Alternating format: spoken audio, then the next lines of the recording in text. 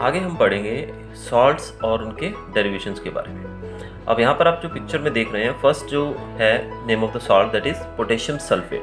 Potassium sulphate जो है उसका फॉर्मूला होता है K2SO4 और वो मिलता है हमको पोटेशियम हाइड्रोक्साइड और सल्फ्यूरिक एसिड से। यहाँ पर आप देख रहे हैं कि दो, एक एसिड और एक बेस है, जब दोनों को मिलाया जाता है तो हमको मिलता है सॉल्ट।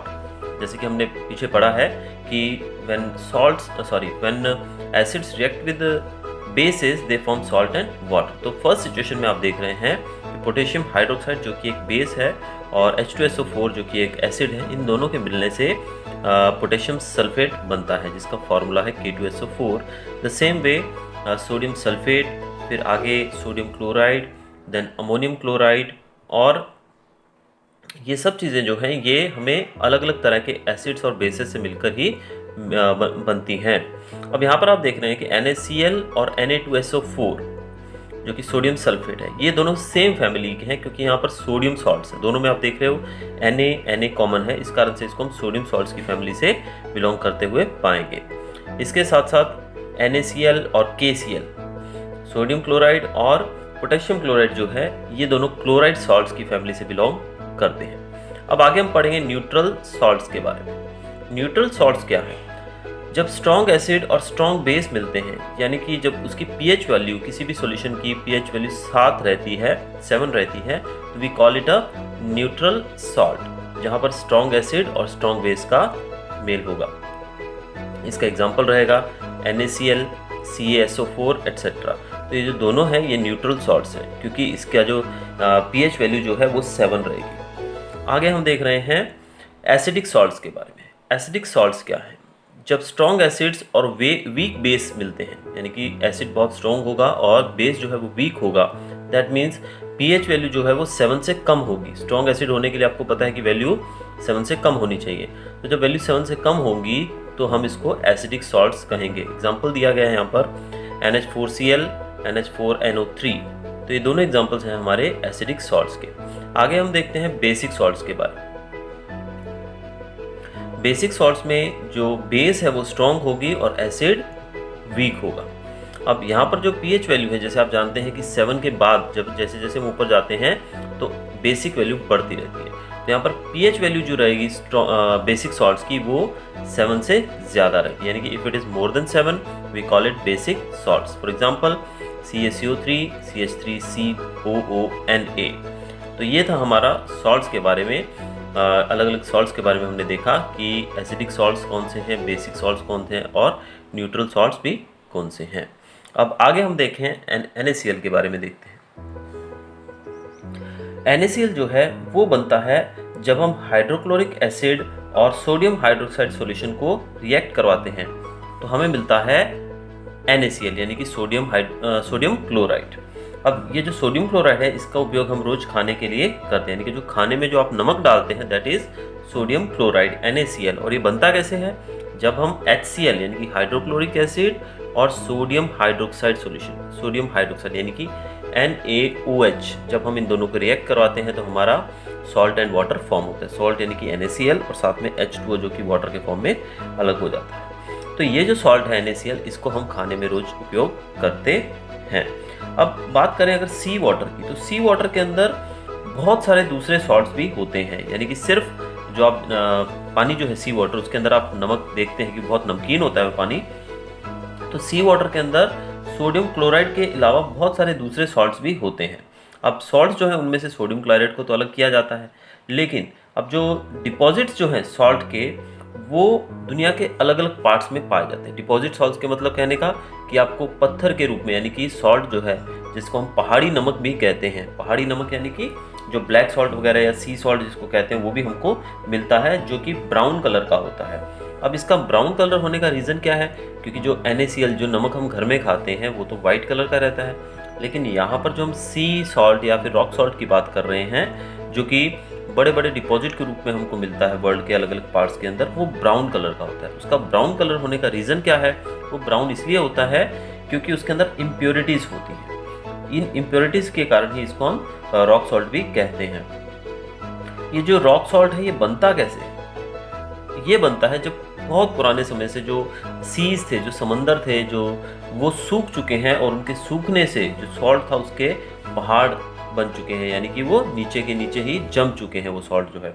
तो जिस प्रकार से हम कोयला निकालते हैं, उसी प्रकार से रॉक सॉल्ट को भी माइन किया जाता है, रॉक सॉल्ट को भी निकाला जाता है क्रिस्टल के शेप में, क्रिस्टल की तरह। आपने देखा ही होगा जो रॉक सॉल्ट है, जो ब्लैक सॉल्ट हम जिसको बोलते हैं, वो नमक आपको बड़े बड़े ढेलों के रूप में मिलता है, ब्लैक कलर के या लाइट ब्राउनिश कलर के ढेले होते हैं, और इसको हम लोग अपने खाने में यानी कि पीस कर यूज़ करते हैं। बट एक्चुअली वो एक प्योर नमक नहीं है, उसके अंदर इम्प्योरिटीज़ भी होती हैं, इसी कारण से वो ब्लैक कलर का या ब्राउनिश कलर का होता है। अब इसके यूजेस की बात करें तो यूजेस में पहले हम बात करेंगे कॉमन सॉल्ट और रॉ मटेरियल फॉर केमिकल्स। जो कॉमन सॉल्ट है उसका उपयोग करके हम लोग दूसरे कई तरह के हम केमिकल सॉल्ट्स बना सकते हैं। जैसे कि जो हमारा कॉमन सॉल्ट है, इसका उपयोग करके हम sodium hydroxide, baking soda, washing soda और इवन ब्लीचिंग पाउडर जैसी कुछ सोडास, कुछ सॉल्ट्स बना सकते हैं। आगे हम पढ़ेंगे सोडियम हाइड्रोक्साइड के बारे में। सोडियम हाइड्रोक्साइड जिसका फार्मूला है NaOH, जिसका कॉमन नेम है कॉस्टिक सोडा, इसको कॉस्टिक सोडा भी कहा जाता है, ये है NaOH। अब जो NaOH सोडियम हाइड्रोक्साइड जो प्रिपेयर किया जाता है, इस प्रोसेस को कहा जाता है क्लोर अल्काली प्रोसेस। अब ये बहुत ही इंपॉर्टेंट टॉपिक है, तो इसको ध्यान से आप सुनेंगे और अपने माइंड में सेट करेंगे। तो क्लोर अल्काली प्रोसेस जो है, ये इसको किसको कहा जाता है, ये है सोडियम हाइड्रोक्साइड के प्रोडक्शन को। जब हम सोडियम हाइड्रोक्साइड प्रिपेयर करते हैं तब इस प्रोसेस को कहते हैं क्लोर अल्काली प्रोसेस। अब ये है कैसे, देखते हैं आगे कि जब हम NaCl यानी कि सोडियम क्लोराइड का सोल्यूशन जो रहता है, when sodium chloride is mixed with water, उसको हम कहते हैं ब्राइन। जब सोडियम क्लोराइड का सोल्यूशन यानी कि जब वो पानी में मिक्स होता है तो उस सोल्यूशन को कहा जाता है ब्राइन सोल्यूशन। क्या कहते हैं उसको, ब्राइन। और ये जो ब्राइन है, इसके अंदर से जब हम इलेक्ट्रिसिटी पास करते हैं, जब इसमें से इलेक्ट्रिसिटी पास करते हैं तो जो सोडियम क्लोराइड है वो चेंज होकर बन जाता है सोडियम हाइड्रोक्साइड। जैसा कि आप ये सामने इक्वेशन में देख रहे हैं, NaCl plus 2H2O will give 2NaOH plus Cl2 plus H2। अब जब NaCl और वाटर जब दोनों को रिएक्ट करवाया गया, यानी कि जब दोनों को रिएक्ट करवाया गया, तो हमें मिला क्या, हमें मिला NaOH और Cl2 और साथ में हाइड्रोजन गैस। अब यहाँ पर आपने देखा कि सोडियम हाइड्रोक्साइड मिला हमें, सोडियम हाइड्रोक्साइड जिसको हम कॉस्टिक सोडा, जिसके प्रिपरेशन के बारे में हम अभी पढ़ रहे हैं। तो ये NaOH जो है ये हमारा कॉस्टिक सोडा है और ये एक अल्काली भी है इस कारण से, और साथ में क्लोरीन गैस भी है। तो क्लोरीन, आगे हम पढ़ेंगे preparation of bleaching powder. Bleaching powder जिसको हम कैल्शियम ऑक्सीक्लोराइड भी कहते हैं, इसका फार्मूला है CaOCl2। तो ये जो कैल्शियम ऑक्सीक्लोराइड है ये कैसे बनेगा, सबसे पहले जो हमने पिछले अपने जो हमने रिएक्शन करवाया था जिसमें हमने सोडियम हाइड्रोक्साइड बनाया था, उसके अंदर आप जानते हैं कि हमने NaCl लिया था, यानी कि ब्राइन सॉल्यूशन जो था। NaCl के साथ हमने जो कि ब्राइन सॉल्यूशन यानी कि जो NaCl पानी के अंदर मिला हुआ था, उस सॉल्यूशन को ब्राइन सॉल्यूशन कहते हैं, ब्राइन कहते हैं। तो जो ब्राइन जब हमने उसके अंदर से इलेक्ट्रिसिटी पास करवाई थी तो हमें मिला था सोडियम हाइड्रोक्साइड और साथ में क्लोरीन गैस और साथ में H2 that is hydrogen gas. तो कैल्शियम ऑक्सीक्लोराइड यानी कि जो ब्लीचिंग पाउडर है उसको बनाने के लिए हम क्लोरीन गैस का उपयोग करेंगे जो ब्राइन से हमको मिली थी। तो सबसे पहले इसके लिए हम लेंगे कैल्शियम हाइड्रोक्साइड CaOH2 और जब उसमें हम क्लोरीन गैस ऐड करेंगे, क्लोरीन जब उसमें ऐड करेंगे तो हमें मिलेगा ब्लीचिंग पाउडर CaOCl2 और साथ में हमें वाटर मिलेगा, साथ में पानी। तो इस प्रकार से ये था हमारा प्रिपरेशन ऑफ ब्लीचिंग पाउडर। अब ब्लीचिंग पाउडर के कुछ यूजेस की बात करें तो ब्लीचिंग पाउडर जो है उसका यूज़ होता है for bleaching cotton and linen in textile industries, wood pulp in paper industry, and दूसरा है used as disinfectant of water, water को डिसइंफेक्ट करने के लिए भी उसका यूज़ किया जाता है। इसका थर्ड यूज़ है used as an oxidising agent, इसको ऑक्सीडाइजिंग एजेंट के तौर पे भी यूज़ किया जा सकता है। आगे हम बनाएंगे बेकिंग सोडा। आगे हम पढ़ेंगे बेकिंग सोडा के प्रिपरेशन के बारे में। बेकिंग सोडा जिसका फॉर्मूला है NaHCO3 जिसको हम सोडियम हाइड्रोजन कार्बोनेट भी कहते हैं। आप जानते हैं कि जब किचन के अंदर आप लोग पकोड़े वगैरह बनाते हैं, कोई भी खाने की चीज़ बनाते हैं, तो उसमें सोडा का इस्तेमाल किया जाता है, that is called baking soda. Baking soda का यूज़ करने का एक रीज़न ये भी है कि कुकिंग थोड़ा जल्दी हो सके। इसका जो केमिकल नेम है वो है sodium hydrogen carbonate, that is NaHCO3। इसको प्रिपरेशन जब इसका किया जाता है तो उसमें हम लोग NaCl का यूज़ करते हैं, NaCl का यूज़ करते हैं, यानी कि सोडियम क्लोराइड का। When we react sodium chloride NaCl with H2O, then CO2 and then NH3, we get NH4Cl, that is ammonium chloride। हमें मिलता है NH4Cl plus NaHCO3, that is sodium hydrogen carbonate। NaHCO3 यानी कि जो हमारा baking soda है, जब उसको हीट दिया जाता है, यानी कि जब वो खाने में डाला जाता है और वो गर्म हो जाता है, तो क्या रिएक्शन होता है? तो हमें मिलता है sodium carbonate Na2CO3 plus water plus carbon dioxide. तो ये है रिएक्शन जब हम बेकिंग सोडा को खाने में डालते हैं, गर्म करते हैं, तो क्या रिएक्शन होता है? We get Na2CO3 plus water plus CO2, that is carbon dioxide gas. अब हम आगे पढ़ेंगे कुछ यूजेस के बारे में।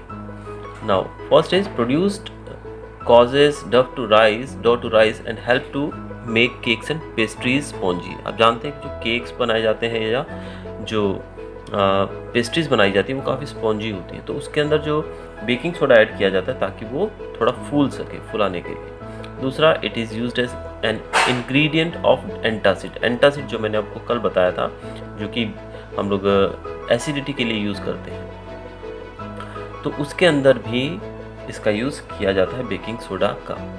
तीसरा इसमें बताया गया है कि for preparing baking soda, baking soda बनाने के लिए भी इसका यूज़ किया जाता है, यानी कि baking powder plus mild edible acid. Baking powder के अंदर थोड़ा सा अगर हम माइल्ड एडिबल एसिड यानी कि अगर वो ऐड कर दें तो इससे बेकिंग सोडा भी बनता है।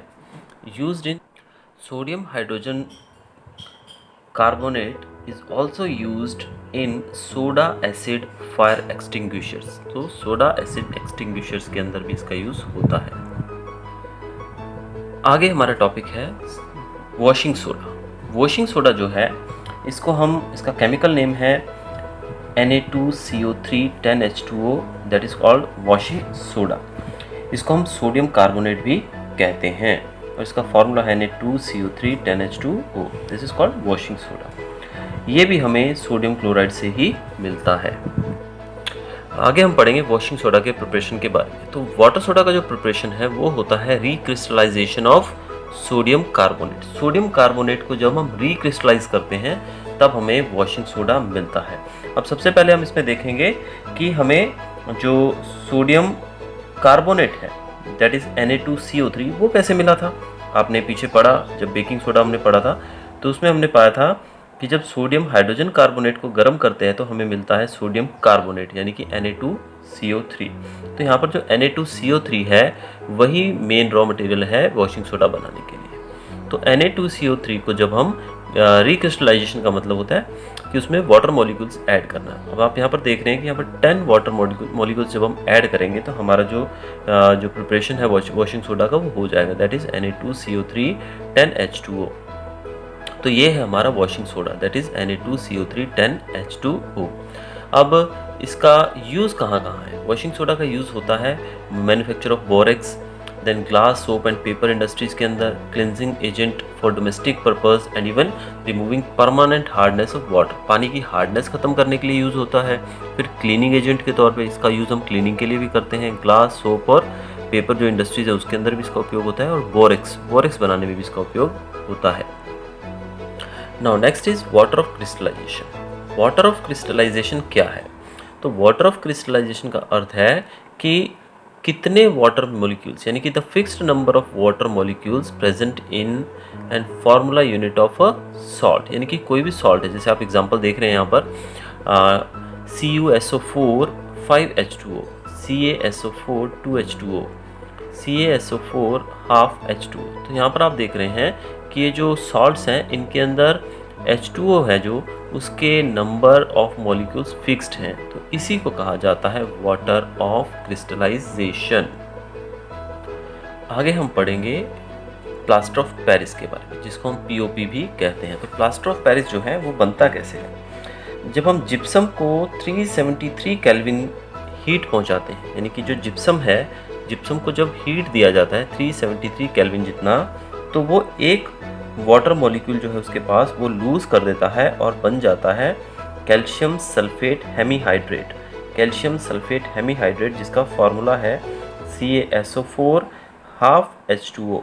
इसी को हम प्लास्टर ऑफ पेरिस कहते हैं, POP। इसी को POP कहा जाता है। ये वही सब्सटेंस है जो डॉक्टर्स यूज़ करते हैं प्लास्टर के लिए, यानी कि आपकी जो बोन्स, जब हाथ वगैरह या कुछ बोन्स टूट जाती हैं तो उस समय हम लोग जो प्लास्टर ऑफ पेरिस का यूज़ करके ही डॉक्टर्स जो हैं वो प्लास्टर करते हैं। तो ये वही POP है, प्लास्टर ऑफ पेरिस। ये वाइट कलर का पाउडर होता है, इसको पानी के साथ मिक्स करके यूज़ किया जाता है। Plaster of Paris is a white powder and on mixing with water it changes to gypsum once again giving a hard solid mass. अब जो POP है वो काफ़ी सॉफ्ट रहता है, लेकिन जब इसको पानी में ऐड कर दिया जाता है, जब POP को पानी में ऐड किया जाता है तो ये हमें फिर से जिप्सम दे देता है, बहुत हार्ड सब्सटेंस जो कि जिप्सम है। जैसा कि आप अपने स्क्रीन पे देख रहे हैं CaSO4 2H2O, ये जो आप देख रहे हैं ये है जिप्सम। CaSO4 2H2O ये जिप्सम का फॉर्मूला है, और जब इसको हमने हीट दिया तो हमें मिला CaSO4 हाफ H2O। ये जो है ये हमारा प्लास्टर ऑफ पेरिस है, यानी कि यहाँ पर दो वाटर मॉलिक्यूल थे जिसमें से लगभग 1.5 वाटर मॉलिक्यूल यहाँ से निकल गया और हमें मिल गया प्लास्टर ऑफ पेरिस। और जब प्लास्टर ऑफ पेरिस में हम फिर से पानी मिलाते हैं, यानी कि आप नीचे का जो इक्वेशन देखेंगे इसमें CaSO4 हाफ H2O यानी कि POP प्लास्टर ऑफ पेरिस है, जब उसमें 1.5 वाटर मॉलिक्यूल ऐड किया जाएगा तो it will again give gypsum, that is CaSO4 2H2O। तो इस प्रकार से जब हम जिप्सम को हीट देंगे तो उसमें से वाटर मॉलिक्यूल निकल जाएंगे और वो POP बन जाएगा, और जब POP में हम वाटर ऐड करेंगे तो फिर से जिप्सम बन जाएगा। तो ये था आपका preparation of plaster of Paris. तो POP का यूज़ क्या है? तो प्लास्टर ऑफ पेरिस का यूज़ किया जाता है टॉयज़ बनाने के लिए, इवन इसका यूज़ डेकोरेटिव मटेरियल्स बनाने के लिए भी किया जाता है, और स्मूदनिंग सरफेसेस यानी कि सरफेस को स्मूथ करने के लिए, किसी भी सरफेस को प्लेन करने के लिए, फ्लैट करने के लिए भी इसका यूज़ होता है। और सबसे ज़्यादा इसका उपयोग किया जाता है वो है फ्रैक्चर्ड बोन्स को प्लास्टर करने के लिए, यानी कि जब आपकी हड्डी वगैरह टूट जाती है तो उस समय जो डॉक्टर आपको पट्टी ऊपर बांध के देता है वो काफ़ी सख्त होती है, काफ़ी हार्ड होती है। It is made of POP only, plaster of Paris. अब हम थोड़ा चलिए स्टूडेंट्स, अब हम ये देखते हैं कि अब तक हमने पढ़ा क्या है पूरे चैप्टर में, यानी कि this is quick revision of the whole chapter. मैं पूरे चैप्टर को आपको फिर से एक बार रिवाइज करवा दे रहा हूँ। तो स्टार्ट करते हैं। तो एसिड बेस इंडिकेटर्स क्या है? हमने पढ़ा था कि एसिड बेस इंडिकेटर्स वो डाइज हैं या मिक्सचर ऑफ डाइज हैं जो हमें बताते हैं कि एसिड या बेस का प्रेजेंस है या नहीं, यानी कि एसिड और बेस के बारे में जो हमको बताते हैं, जिससे हमें पता लगता है कि पर्टिकुलर सॉल्यूशन के अंदर एसिड या बेस है, वो होते हैं एसिड बेस इंडिकेटर्स। अब आगे देखते हैं कि एसिडिक नेचर जो है किसी सब्सटेंस का वो क्यों होता है। उसकी एसिडिक नेचर की वजह है उसके अंदर प्रेजेंट जो है H+ आयंस, यानी कि वो सॉल्यूशन है अगर वो एसिडिक है तो it is because of the H+ ions, और अगर वो बेसिक है तो उसके अंदर OH नेगेटिव आयंस होंगे, यानी कि हाइड्रोक्साइड आयंस उसके अंदर होंगे, इसी कारण वो बेसिक है, यानी कि एसिडिक H+ आयंस और बेसिक OH नेगेटिव आयंस। आगे है, जब एसिड्स रिएक्ट करते हैं मेटल के साथ तो हाइड्रोजन गैस निकलती है और सॉल्ट फॉर्म होता है, यानी कि acid plus metal will give salt and water. आगे हम देख रहे हैं कि when a base reacts with a metal, जब बेस मेटल के साथ रिएक्ट करती है तो हाइड्रोजन गैस निकलती है, साथ में सॉल्ट भी बनता है which has a negative ion composed of the metal and oxygen. और ये जो हाइड्रोजन गैस और सॉल्ट मिलेगा उसके अंदर नेगेटिव आयंस होंगे जो कि मेटल्स के और ऑक्सीजन के होंगे, negative ions. When an acid reacts with metal carbonate और metal hydrogen carbonate, जब एसिड मेटल कार्बोनेट या हाइड्रोजन कार्बोनेट के साथ रिएक्ट करता है तो वो हमको देता है सॉल्ट, कार्बन डाइऑक्साइड गैस और वाटर। आगे हम देख रहे हैं कि जो भी एसिडिक सॉल्यूशन है या बेसिक सॉल्यूशन है, यानी कि वो जो पानी के अंदर मिले रहते हैं, तो वो इलेक्ट्रिसिटी कंडक्ट करते हैं। वो इलेक्ट्रिसिटी कंडक्ट क्यों करते हैं? Because they produce hydrogen and hydroxide ions respectively, यानी कि वहाँ पर जो H+ आयंस और OH नेगेटिव आयंस होते हैं, इसी कारण से वो इलेक्ट्रिसिटी को कंडक्ट कर पाते हैं। अगर हम किसी भी एसिड या बेस की स्ट्रेंथ चेक करना चाहते हैं तो उसके लिए एक स्केल है जिसको हम कहते हैं pH स्केल, जिसके ऊपर 0 से 14 तक रीडिंग रहती है और ये हमको बताता है कि उसके अंदर हाइड्रोजन आयंस की कंसंट्रेशन कितनी है। अगर ये वैल्यू जो है 7 रहती है then that solution is neutral. अगर 7 वैल्यू है that means it is not neutral solution. लेकिन अगर pH वैल्यू 7 से कम है तो ये एसिडिक सॉल्यूशन होगा, और अगर pH वैल्यू 7 से ज़्यादा है तो ये बेसिक सॉल्यूशन कहलाएगा। और जितने भी लिविंग बींग्स हैं वो सब अपनी जो मेटाबॉलिक एक्टिविटीज़ हैं वो एक पर्टिकुलर pH रेंज के अंदर ही कैरी ऑन कर पाते हैं। अगर आप एसिड या बेसिस को पानी के अंदर ऐड करते हैं तो वहाँ पर बहुत सारी एनर्जी रिलीज़ होती है, यानी कि ये प्रोसेस जो रहेगा जब हम एसिड या बेस को पानी में ऐड करेंगे तो इस प्रोसेस को हम एक्सोथर्मिक प्रोसेस कह सकते हैं, क्योंकि इसमें बहुत सारी एनर्जी रिलीज़ होती है। आगे है acids and bases neutralise each other to form corresponding salts and water. Acids और बेस जब उनको हम एक दूसरे से रिएक्ट करवाएंगे तो ये न्यूट्रलाइजेशन रिएक्शन रहता है और इस दौरान सॉल्ट्स और वाटर बनता है। Then it comes water of crystallization. What is water of crystallization? Water of crystallization is the fixed number of water molecules chemically attached to each formula unit of a salt in its crystalline form. जो कि मैं आपको अभी just पढ़ा के पिछले video में मैंने आपको बताया कि जब हमने POP बनाया था तो उसके अंदर जो वाटर मॉलिक्यूल्स थे वो हाफ बचा था और जो हमारा जिप्सम रहता है उसमें 10 वाटर मॉलिक्यूल्स थे। तो यहाँ पर जो वाटर मॉलिक्यूल्स की संख्या है उसी को हम वाटर ऑफ क्रिस्टलाइजेशन कहते हैं। इसके अलावा बताया गया है salts have various uses in everyday life and in industry. Salts का हमारे जीवन में डे टू डे लाइफ में और इंडस्ट्रीज में बहुत ज़्यादा उपयोग होता है।